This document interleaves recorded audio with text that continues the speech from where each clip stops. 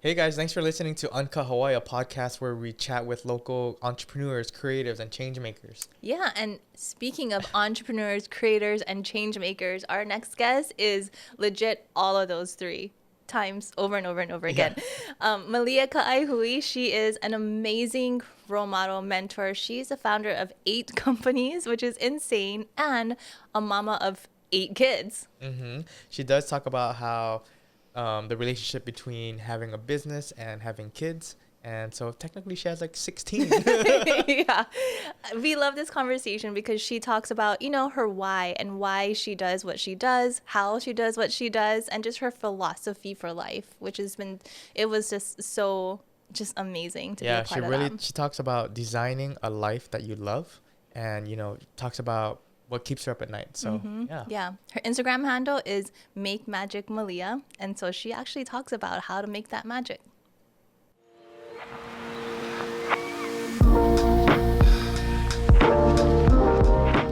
Aloha, welcome back to Uncut Hawaii. And today we have an amazing guest, Malia Kaaihue. Thank you so much for being here. Thanks for having me. We were, Andrew and I were making like our dream guest list back before we even started, and you were at the top of the list. Oh. And we had to kind of arrange because you're so busy, but I'm so happy that we get this opportunity to talk to you. Yeah, everything worked out. Yeah. So I'm super happy to be here. So I'm curious, when people ask you, like, what do you do? What do you say? That's a great question. My kids ask me all the time, what do you do? I don't even know, but I'm always working and never working.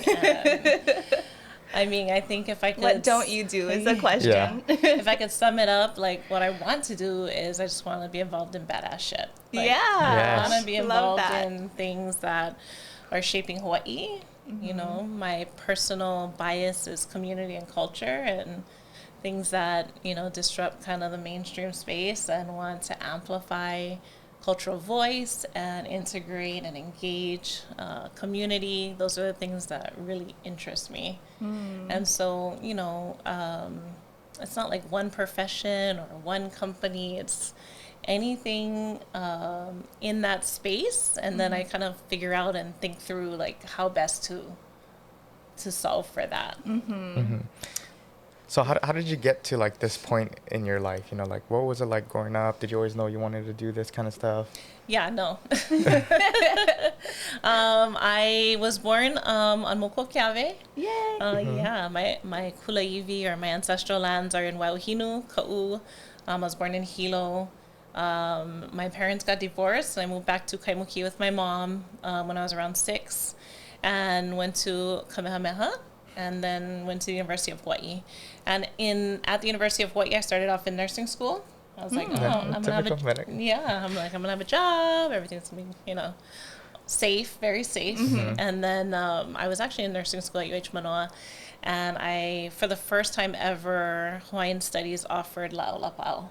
Which is traditional Hawaiian medicine practices, and I was like, okay, obviously I'm taking that, and then I took it, and it just kind of reinforced everything that I already knew, everything that was inside of me. Like, I'm sitting in this like Western classroom, learning how to treat symptoms in nursing school, cleaning bedpans at hospitals, and then I come to this Hawaiian space, and I'm like talking about the body in a holistic way, and causing and thinking about what the root causes are of people's sickness, talking about mental health things, talking about things that were not really part of my training in Western nursing school. And I was, my husband just told me, just quit nursing school. I'm like, what the fuck? I'm like, we're like 5.5 years in. Oh, yeah. I'm like almost there. Almost there, totally. He's like, it doesn't matter.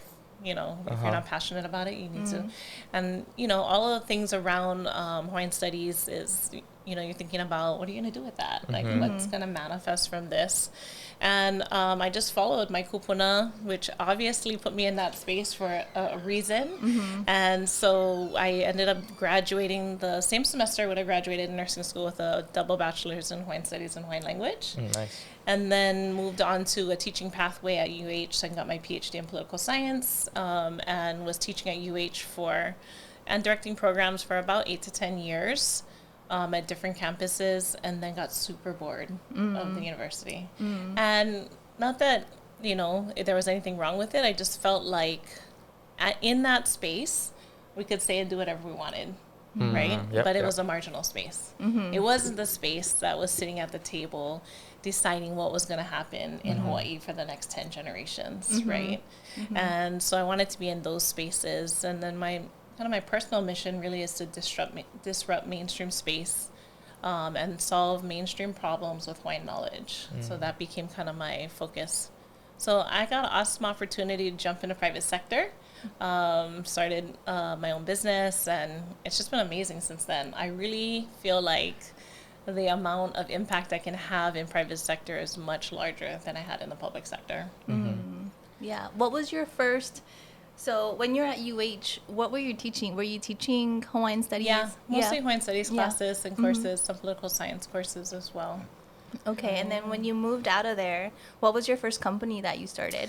So I actually worked for a magazine called Mana Magazine. Oh, yeah. It was a brand new magazine for Hawaiians, by Hawaiians, tell Hawaiian stories. Oh, nice. Out of the Pacific Basin company, so Honolulu Magazine and all those. And I got hired on as an editor there. So that was kind of my first opportunity. It was brand new too, so I got a lot of leeway in designing that space. I wasn't coming into a space that was already built. I was helping to build that space.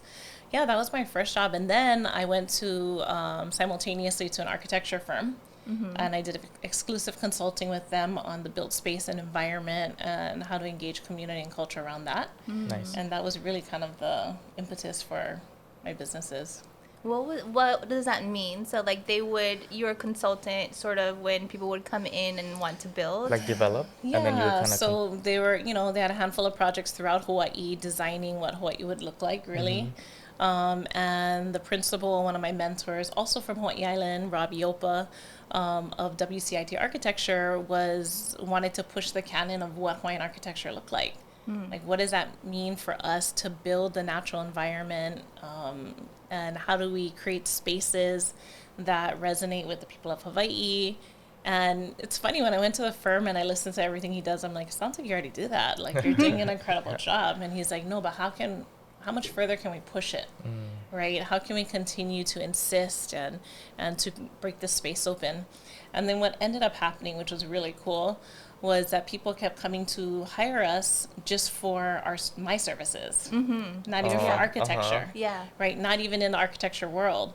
So there was obviously a opportunity there, and people were looking. They wanted to engage communities, right? And I find that all the time. Like local and coming into Hawaii. Yeah, for sure. Lots of both. Yeah, for sure. And even community organizations, So you saw that opportunity, and that's when you started your first business? Yeah, that's when I launched DTL Hawaii, which is the Hawaiian strategy studio. Super specific about the description because I want people to know my bias up front. Yeah. We're not a firm for everyone, but we're a firm for anybody that wants to be in Hawaii for the next 10 generations. Like, that's how we think about it. That's amazing. Yeah, and so with DTL, you guys have been a part of some of the biggest projects in Hawaii. Can you talk about that a little bit? Yeah, for sure. I mean, we've been super blessed to be able to think and provide critical thought. Kind of our core services are design, communications, and planning.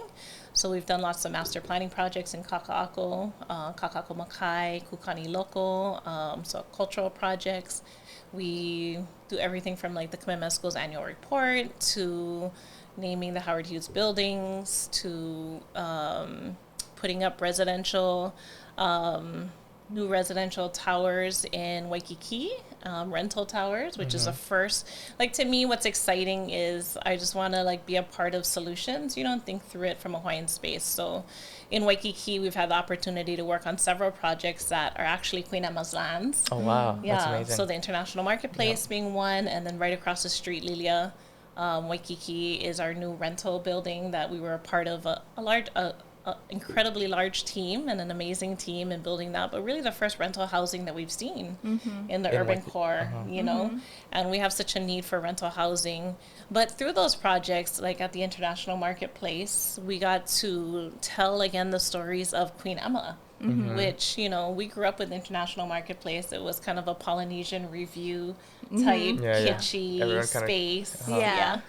But what we didn't know is that those were actually Queen Emma's lands, and that she did a lot of writing of songs there, and that she had a lily pond there. So at the International Marketplace, when you go there now, Queen Emma's there, right? Yeah, it's totally transformed. It's totally different. Yeah, completely. And that's what excites me, is how can we tell these stories of Hawaii in ways that are accessible, right?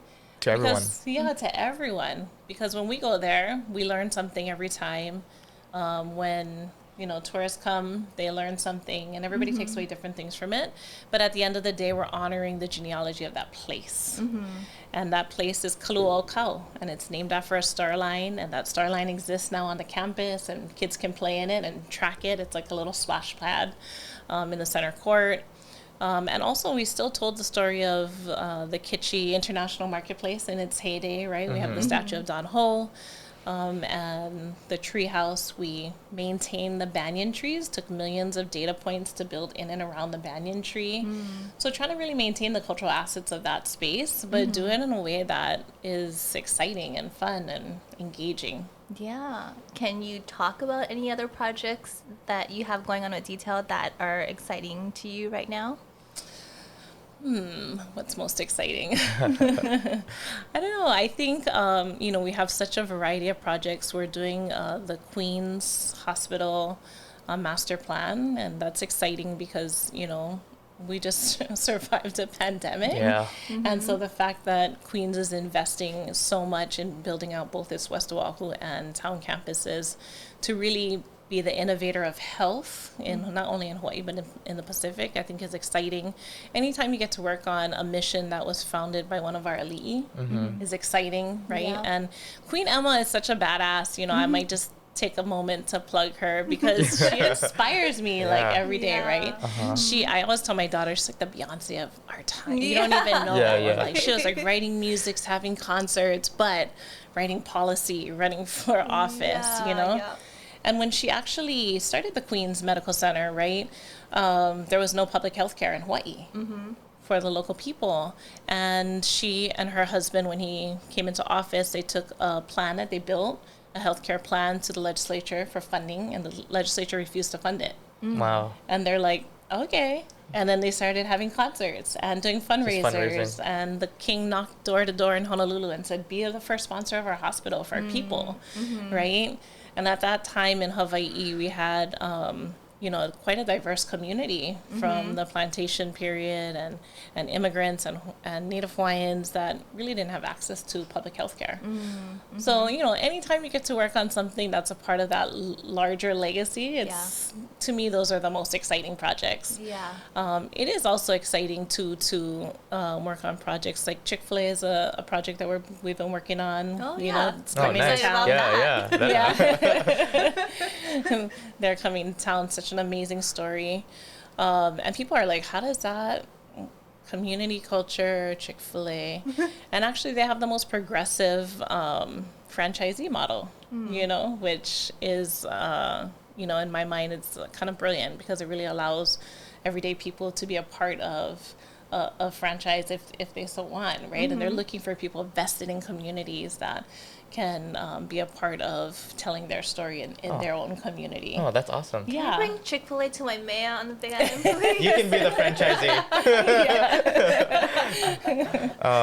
No, that's awesome because it's so amazing to hear like your stories and whatnot, and it really just like really in line with what you're saying about like you really want to disrupt things, solve problems for the next 10 generations, and it's like all these things that you're doing, they're gonna last for generations to come. So yeah, because I'm sure you could say you do a lot, but I'm sure you have opportunities to say yes to so many more things. But like what you say about saying yes to the things that are in alignment with your mission, that's so important. I think that takes a lot of like just like knowing who you are, because sometimes things might seem like, ooh, flashy new thing that I could be a part of, but yeah, for sure. I think that, I've been super blessed to have the clients that we have, and like I mentioned, we're not for everyone, and that's okay, right? We don't have to be for everyone, and we don't have to take every project on, and we're totally comfortable with that. We want to do our thing and we want to provide value. Our always our sales pitch is going to be community and culture, and the ability to actually impact your ROI based off of activation of that. Yeah, that's huge. So you started DTL, but then you also have many other companies. Yeah, that's like under the your first of belt. many. Do you want to go down like the kind of the short list of that, and then how you decided to say yes to those? Yeah, maybe. Maybe I'll share a couple. Yeah. I just think that, there's so much opportunity. Entrepreneurship really allowed me to design the life that I wanted to live. And I think that as a Native Hawaiian, we were naturally entrepreneurs. Like I tell, when I get to speak to the younger generation, I always share that is like, you are already an entrepreneur. You just have to remember. You just have to engage that genetic memory that allows you to remember that, right? Because I think sometimes, and I went to a lot of school, so I'm saying this with some knowledge that school kind of teaches that out of us, right? That natural ability to take the assets and the abilities and talents that we have and to solve for that, really. And so, like for my children, I'm always super curious about like, what are they fascinated with? What are they passionate about? I never ask them what they're going to be when they grow up because I don't really care. At the end of the day, like happy, healthy, thriving. I mean, that's the goal, right? And so same with my businesses. I always compare having because I have a lot of kids too. Yeah. We're talking about you have a lot of kids. You have a lot of business. You are like amazing. Yes, I don't know. We don't know how to. We want to ask that next. Like, how do you juggle your time? So I kind of think of my businesses like having children. It's like you have the concept. Sometimes it's inspired like from within you, something you experienced or thought up. Sometimes it's conversations with other people. Normally my businesses have been like a need. Like I see this need for us to be in the space because there's nobody doing the same type of work in that space. And the market's really asking for it. And so I solve for that. So one example is our archaeology firm called Āina Archaeology, which is headquartered in Kihei, Maui. But really, we needed more Native Hawaiian archaeologists, quite frankly. And I was shocked that, we had some smaller firms doing amazing work in community, but there was no really large-scale firm that was doing that. And there were Native Hawaiians buried in the large firms, but nobody really had the decision-making. And when you think about cultural resources and assets, right, you would think like that why wouldn't there be a plethora of talent in that space. So we, with my partner, Tanya Lee Gregg, who's a principal investigator of our firm, launched Āina Archaeology. And, it's just a testament to, like, if you build it, they will come. And we knew that we needed more Native Hawaiian archaeologists. We knew that her impact in buried in other firms wasn't, that we could really expand that and include innovation, right? Hawaiians are innovative, like we always were. So we have, like, drones that are part of our crew, right? EEV is one of our drones that's a part of our crew, and we are starting to digitize the whole archaeology world in the work that we do in Hawaii, which, got a lot of pushback at first. But it's like, I promise it's gonna be good. And that's who we are as Hawaiians, right? Innovators. We want to take care of our cultural assets the best way possible, and sometimes the best way possible is by not touching them and not impacting that land, right? So, that's just one example that was born, and it's been a super successful company. We're still waiting for more archaeologists to come out of Hawaii so we can hire them all. But we've had to create a pipeline too, a training program to get people into archaeology and field technicians and all the things. So it's amazing because we get to look at how to solve for that issue from really like the entire spectrum of that industry. And then thinking through like, what is that industry look like in 10 generations in Hawaii? Who needs to be at the table having those conversations? So those are the kind of things that excite me. But back to my, like, it's comparing it to having a child. It's like you have this concept, you incubate it, right?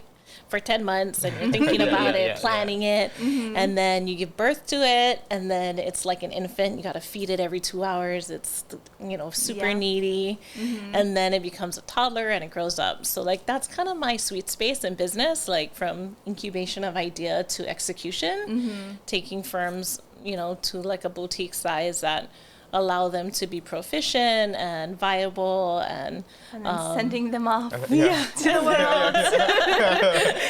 yeah, and then just helping to steward it from that space. And that's I've kind of figured out like that's my sweet space. And so that's the reason I have so many companies, because that's kind of where I thrive the best.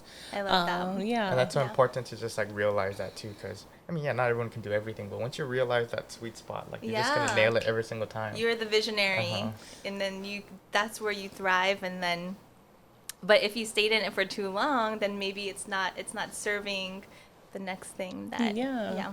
For sure, space holders are important. So you have all these companies and everything, and you got to this sweet spot. Like, were there any failed companies or like any lessons that you learned? Yeah, exactly. Yeah, for Talk about some challenges. Yeah. I actually love failing. Yeah. I think it's the best. Like, I'm always trying to encourage my children to fail, like to figure it out, like fail fast. Opportunity for growth is when you eat it. When you eat it, when you're uncomfortable, anxious, all the things, right? Like, something's happening, right? There's some kind of mana or energy at work there and at play. So I love failing. Yeah, I've launched, I have 8 companies now that are viable and successful, and I've probably launched like 50. That's just the way it is.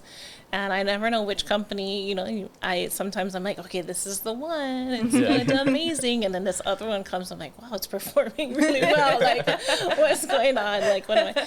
But you never know, it's the season, and I strongly believe in magic. Like, I'm a person that, like, magic is something very important to me. My dad, actually, who was pure Hawaiian from Ka'u, used to tell me he didn't have any assets, any land or anything, but when he left me a gallon of Hawaiian salt, and he left me this term, make magic. And it was something that he always told me my whole life.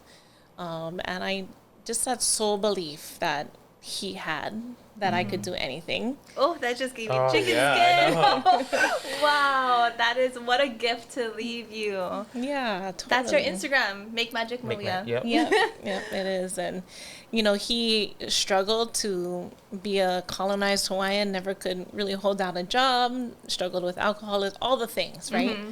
But that gift that he gave me is something that provides probably the most mana to all of the work that I do, because I believe it, right? And I believe in it. And now I've been able to kind of quantify it in ways like, okay, I have to like plan 80%, but I have to leave room for that magic. Like, I have to leave room for the universe to do its work, for my kupuna to be present, for all the things. Yeah. And then also have that trust.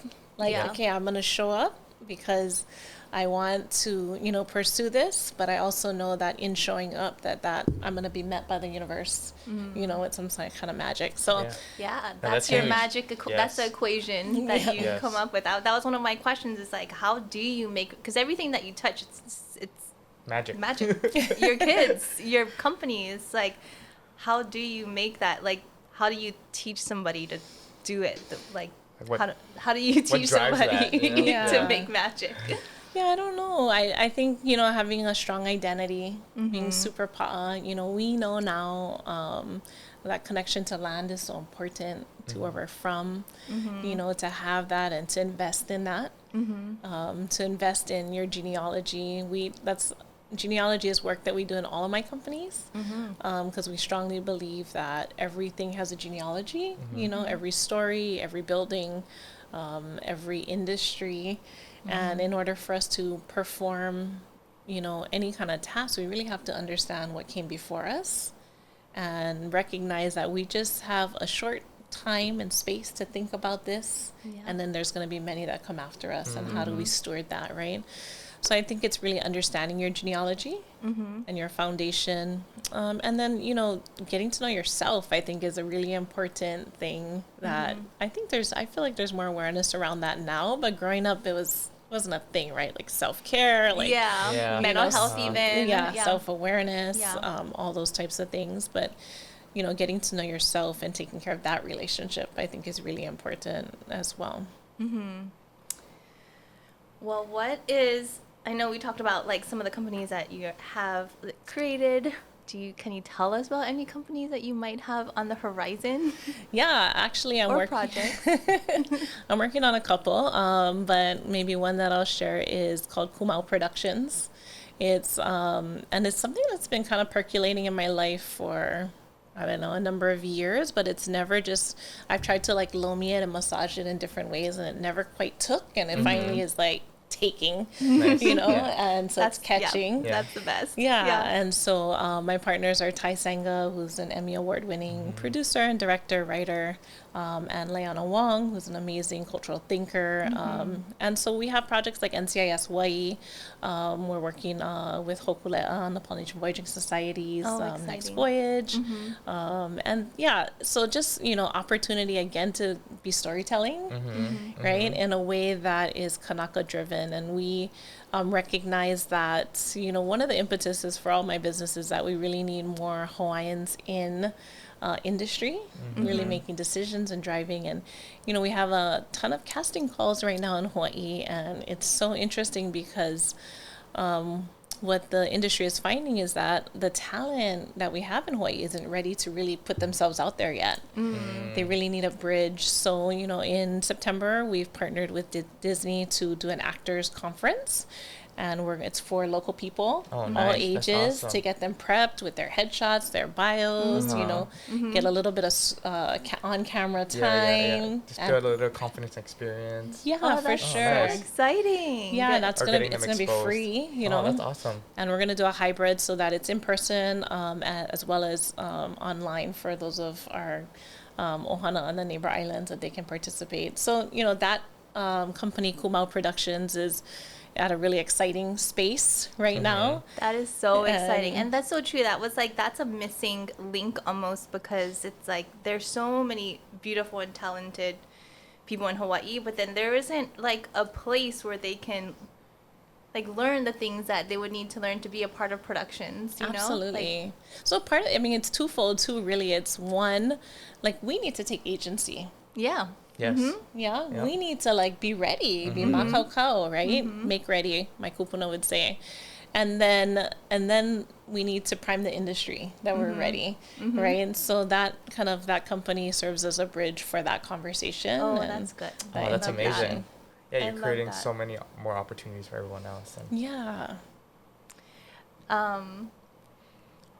What is the thing that through all of this kind of is the foundation of like who Malia is? yeah, I know your foundation is very important. You know, Yeah.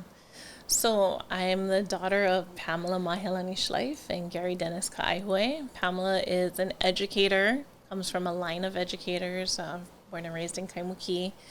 My grandmother had a school there, Island Paradise Academy in Kaimuki. Wow. Wow. My great grandmother started, my grandmother ran, my mother ran.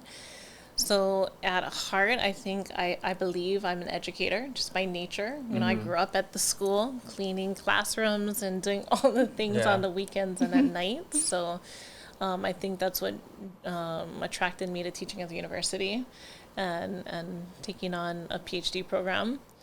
And my great-grandfather was actually a Buddhist priest. He was an English merchant marine, full white, from England. Jumped ship in India, studied Buddhism at the University of Rangoon in at the time Burma, now Myanmar, and got his doctorate in Dharma there. And Oh wow. came to Hawaii and started to support the birth of Buddhism really in Hawaii. And his gift that he offered the world, or the English-speaking world, is that he was able to translate all of the Buddhist documents in English. Oh, Wow. that's So, amazing. Yeah, so all of the plantation workers that lived in Hawaii, who are largely Asian, had access then to Buddhist doctrines because he was able to translate everything. Wow. That's Yeah. incredible. Yeah. So I just feel like I'm a culmination of Yes. these stories. Uh-huh. And so that's my mom's side. And my dad's a fisherman from Ka'u, born and raised. He was a commercial fisherman and carpenter. And, you know, my roots in that space, I think, keep me grounded to, those are my roots, really. Yeah. And then with my mom and education and knowledge and her love for knowledge and her insistence and persistence on knowledge, I think those are my wings, and that's kind of what I'm made up of, is I'm a culmination of stories. Yeah. And so knowing, the more and more I feel like you know your stories and you learn, and I'm learning all the time. I was sharing that I went back home to Ka'u for a month this year because the pandemic allowed us to do, travel and all the things. And I learned so much, just being in that space, like for a long period of time, and meeting lots of family members, and I knew them, but I didn't know them in the ways that I know them now, right? And That's those beautiful. connections. So you got that like you had even that. a deeper connection with your roots. For sure. And I think everybody can do that, right? Talk to your kupuna, do research, be curious, right? Curiosity is actually one of the tools for successful people, right? Yeah, I hear And that all the so- time. Keep asking questions. Yeah. Yeah, absolutely. So curiosity.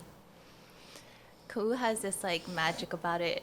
Ka'u in itself, it's just like when I start getting closer, it's just like, I don't know. There's just like this feeling. I'm like, I wonder if I'm the only one who feels this, but it's just like this energy there Sure. that's Yeah. like intense. Can be intense. Yeah.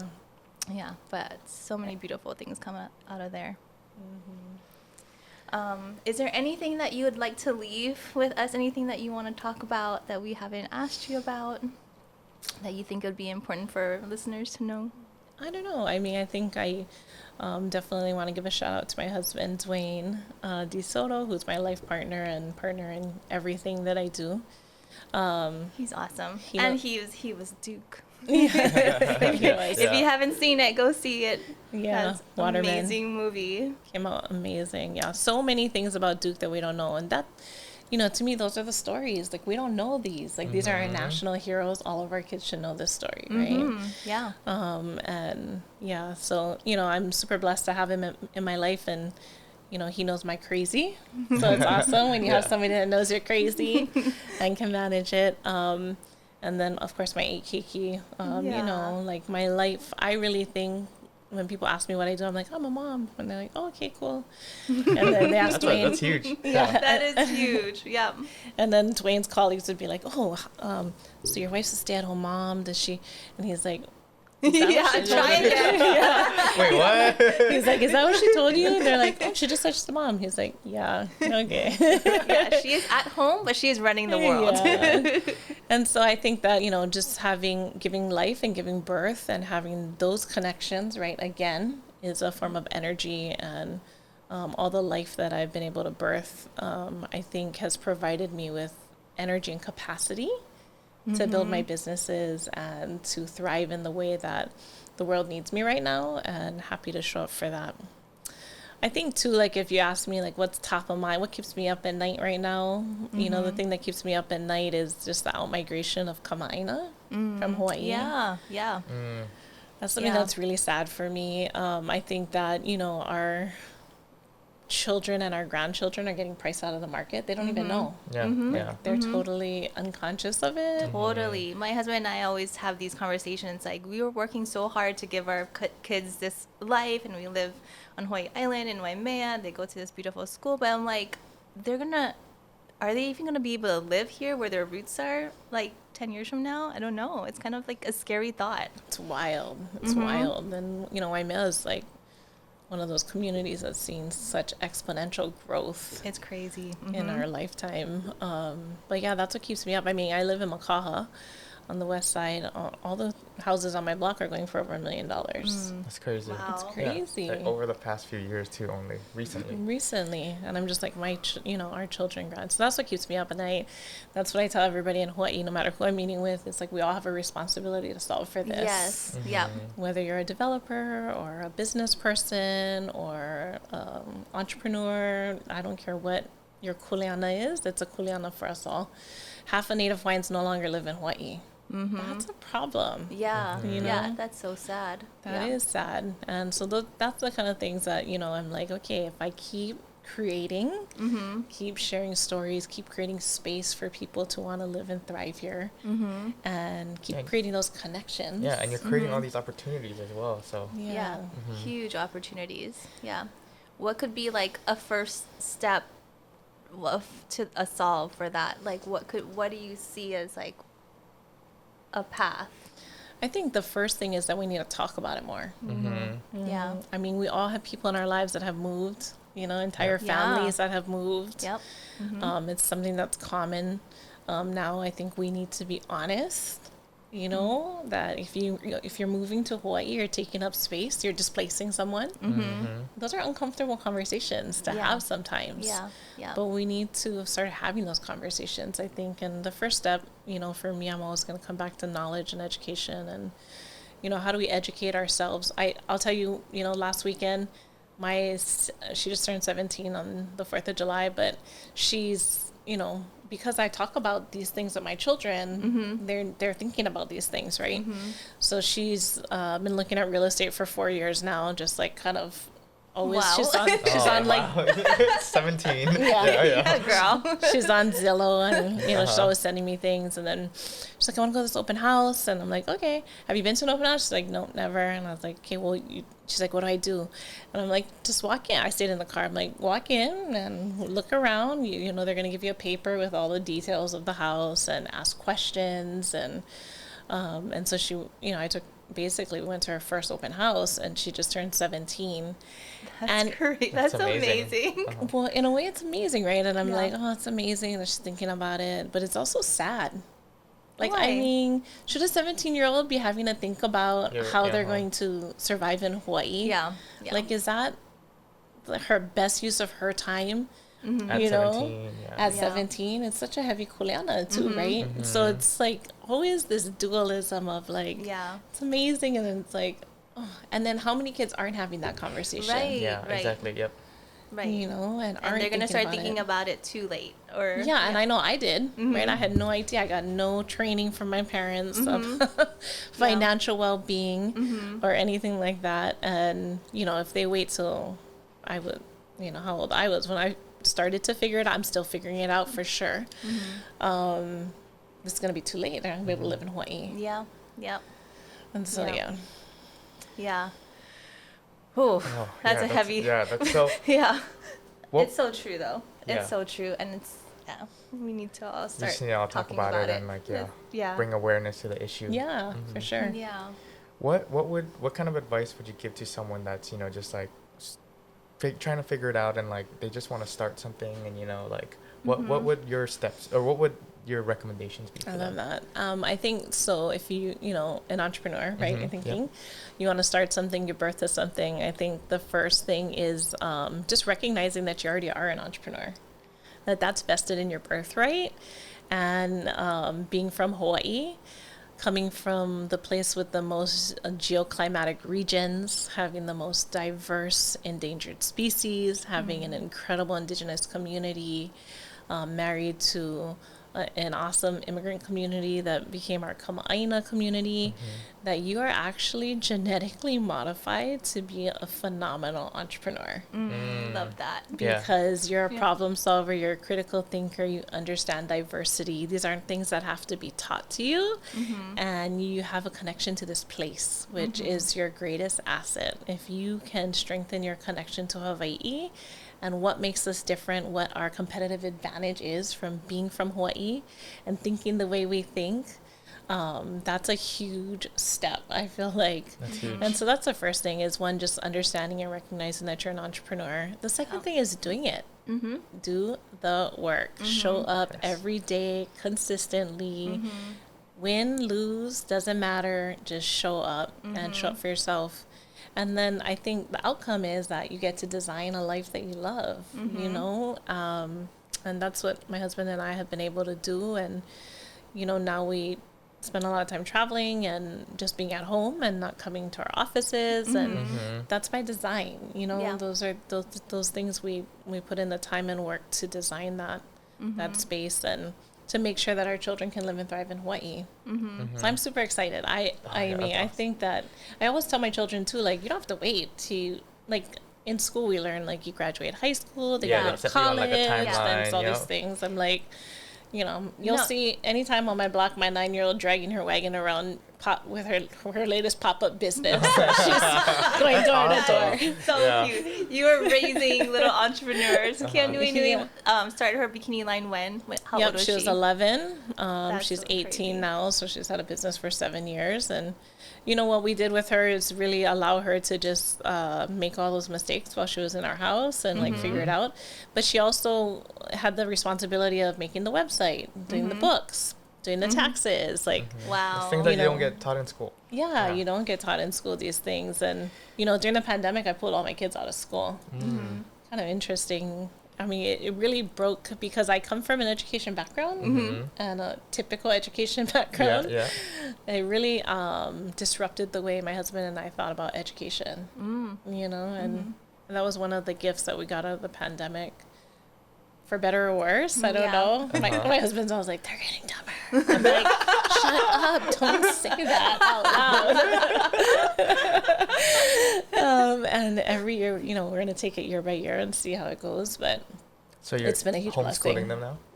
We did, for the last 2 years. Oh, Wow, that's a whole full-time job in itself. Yeah. Because you don't have just like 1 or 2 students. I have a handful. You have a whole school. And I say homeschool because they're at home, but there's not really a Curriculum, like a standard. Yeah, but they're learning so much. They get to see you do your thing, and they get to experience like the ups and downs, and like that is.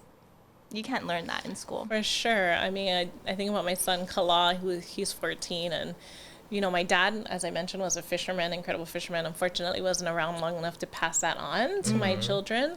But now that we live by the water, right, my son, they're all so different. Each one is different. They have different, gifts, talents, passions, all the things, problems. But he loves the ocean. And all of my children love the ocean. They're surfers, but he has a different kind of connection with the ocean, right? And we recognize that early on. So, we just started putting like tools in front of him, like, okay, here's a spear gun and a mask. And then all of a sudden he came home with he'e and fish. And then he started meeting fishermen in our community that would call him up when they were going diving. And so it's incredible too, right? Is that in a non-traditional education space, the things that if he was in school, he probably wouldn't have time and space to have those relationships with those kupuna and those fishermen in our community now.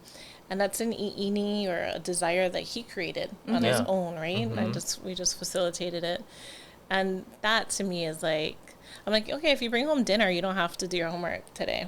No schoolwork. He's like, really? I'm like, yeah, for sure. If you can feed us, if you can feed us, we're good. We're like a family of 10, so that's like a big deal. That's true.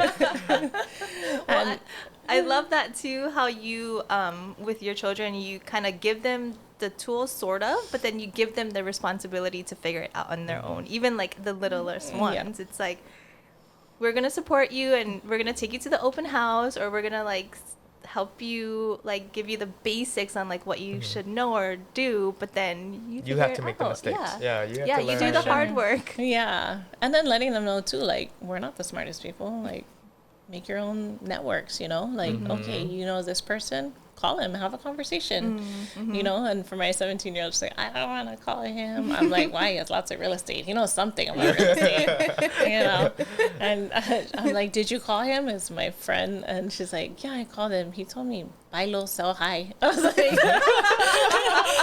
like, that was a great life lesson. You learned something from that call. She's like, I don't know what to do with that yet. I'm like, that's fine, just follow it away. Meanwhile, I'm like, buy low, sell high. But encouraging them to have those conversations, and to not be afraid to, and then the community responds so well. Oh yeah, they're like, oh yeah, anybody will embrace, like if somebody's 17-year-old like taking it upon herself to ask those hard questions, and like, they will definitely, like, I can't, I would not. We get those people too, like, actually, Andrew was one of those people. He was like in high school and he was like messages me Yeah, on Facebook and he was like, hey, can I like hang out, like, hang out Just let me do anything. I just want to be there. I want to experience it. Exactly. Yeah, Amazing. like, and look at this place now. I know. But it's like, getting out of your comfort zone sometimes and just putting yourself out there. Like, you never know. Yeah, it's funny. She was invited to be on the Hawaii surf team. Nice. And they traveled to El Salvador for the Junior World Championships. And because of COVID, everything's been kind of funky. There was no funding, and just like, we have to raise money. And I'm like, well, how are we going to do that? She's like, I don't know. What should we do? And I'm like, well, I think if it was me, I would just go to the banks and insurance companies and ask them, just like, okay, I don't know what that means. I'm like, well, write a solicitation letter, right? Uh-huh. And I'm like, we're definitely not going to sell Zippy's Chili to get us to El Salvador. Yeah. That would be like 10 million Zippy's Chili tickets, right? And so she ended up sending out 40 emails, solicitations, some to people that she knew, some to people that she put in parentheses, you may know my mom or dad, Malia and Dwayne, and some were just cold, right, in the cold market. And she raised $30,000. It was incredible to watch her do that, amazing. Right? Yeah. Wow. But that was like teaching her how to fish, right? Not giving her the fish and letting her feel like they're not calling me back. I don't think they like me. I'm like, I don't know. I don't like it. What are we gonna do? Oh, that's amazing. Oh, that's amazing. Yeah, that's amazing. Because then even like as a mom, it's like that balance of like you want to just like protect them and make sure that they don't fail and don't feel bad and all that. It's like it's such a temptation to like try to do too much but just kind of like giving them the bike and being like, just put your helmet on and start pedaling. Keep going. And then they feel so empowered. Like, I did that. It wasn't you that did that for her. No, I didn't. It was her for sure. Mm-hmm. Wow. 100%. So in this life that you designed, right? So you I know you obviously work really hard. Yep. Do you play hard? What do you guys do to relax? And we always say work hard, play harder. So we just came back from California. We were there for 5 weeks. Oh wow! It was bookended by skateboard camp, which my kids were in. Nice. Yep, and nationals for surfing at Huntington Beach, and then we just stayed the entire time in between, and did things up there. Saw family, hung out. I think with COVID too, it was really like a call to like be closer and just to be more intimate with each other. And so we've just been soaking all that in. I leave again on Sunday, and we're going with my daughter to France, and we have all these things. Like, our schedule is pretty wacky, but what our goal always is to bring our family with us. And you can't always do that, but I think in the life that we designed, like, that's how we designed it. I knew that my dad learned how to fish by going with his family that were fishermen and women, right? He learned at the shoreline with them. So if I'm at a board meeting, the kids, I mean, it would not be uncommon for you to walk into a board meeting and for me to be breastfeeding, or for my 6-year-old, 10-year-old, 12-year-old to be sitting there doing something, right? And for me, it's not, my husband and I always crack up because, new parents, right? We have 8 kids. But new parents, I was at a baby luau once. The parents left to put their baby to take their baby home to nap because that was their routine. Oh, right. I was like, are you fucking kidding me? Like, this is his baby luau. Like, get a grip. But new parents tend to want to plan their life around their children, and it's something I think that is part of the generational trauma that we all grew up with our parents' generation. We're like, they didn't make me a priority.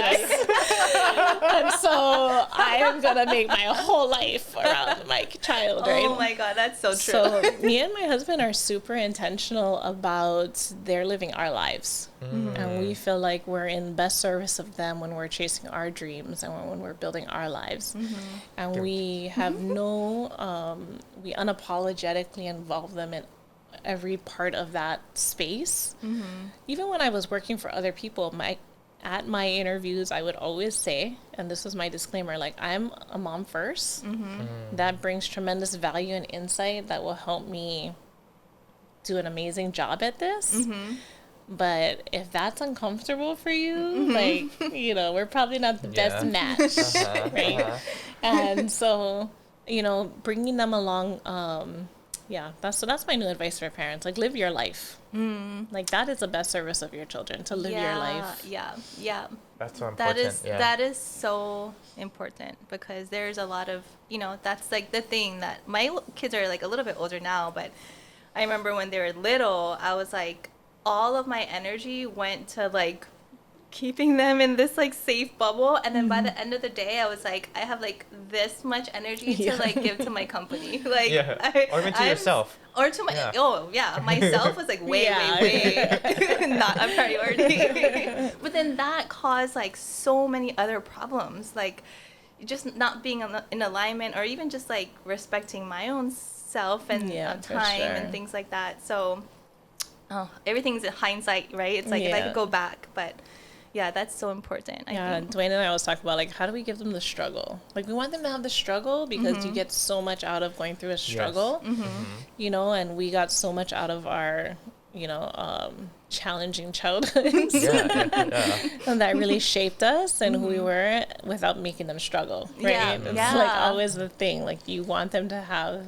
that insight and access without actually having to... But without the trauma. Let them be hungry, but like, you know, like, we'll still support you.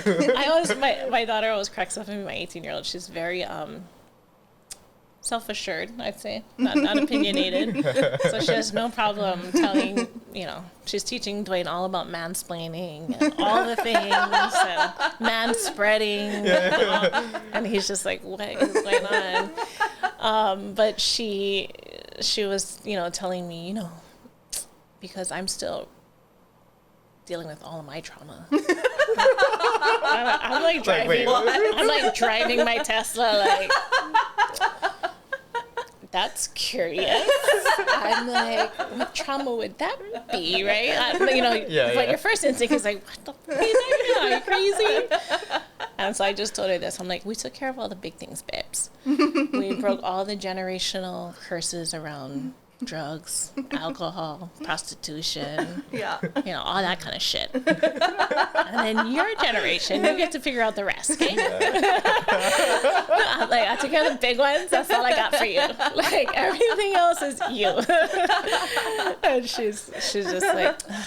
But it's funny, perception, because her struggle and her idea of struggle and my idea of struggle are like... Totally different. Yeah. Oh, so funny. I feel like we could talk to you forever, but I know that you have the whole world to conquer. Thank you so much for being a part of our podcast. It's been an honor talking to you. And you're honestly, like, when I think of a fucking badass entrepreneur, mom, wife, like, I always think about you. Oh, so likewise. You're an inspiration. Likewise, for sure. You're a huge inspiration for me and for so many other women out there. So thank you for all the work that you do. Yeah, thanks for having me, you guys. Yeah. We were just talking about this too, like when we were planning everything and what Uncut was about. We wanted to talk to Hawaii's entrepreneurs, change makers, and creators, right? And we were like, yo, she's like all of them. I know, like, she is literally all of them. I just make babies. The ultimate creator. Thank you so much again. Yeah, we thanks really for appreciate having your me, time. you guys. Appreciate you guys. Thank you guys for listening. Hope you guys enjoyed that. Don't Aloha. forget to subscribe and like. Thank you guys. Where can people find you? My Instagram's at MakeMagicMalia, and that's probably the best way. It's like my digital business card. But you can check out, actually, if you go to at MakeMagicMalia on Instagram, it has a handful of my businesses listed there, and you can check out their Instagrams too. Perfect. Yeah. Wonderful. All right. Thanks, guys. Thank you, guys. Cut. Sick. Thank you.